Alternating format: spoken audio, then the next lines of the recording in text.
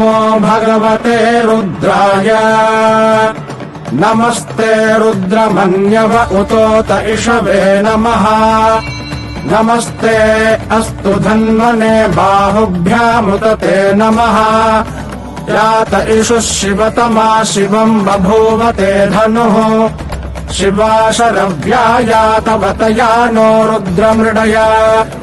याते रुद्र शिवा तनोरघोरा पापकाशिनी तया नस्तनुवाशन्तमया गिरिशन्ताभिचाकशीः यामिषुङ्गिरिशन्तहस्तेऽभिवर्ष्यस्तवे शिवाङ्गिरित्रताम् कुरु माहि गुंसेः पुरुषम् जगत् शिवेन वचसा त्वा गिरिशाच्छावदामसि यथा नः सर्वमिज्जगत यक्ष्मगुम् सुमना असत् अभ्यवोचदधिवक्ता प्रथमो दैव्योऽभिषक्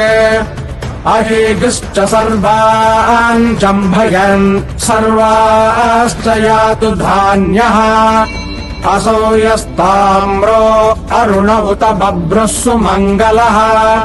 ये चेमागुम् रुद्रा अभितो दिक्षुः श्रिताः सहस्रशो वैशाखुम् हेडयीमहे असौ यो वसर्पति नीलग्रीवो विलोहितः उतैनम् गोपा अदृशन्नदृशन्नुदहार्यः उतैनम् विश्वा भूतानि सदृष्टो मृडयातिनः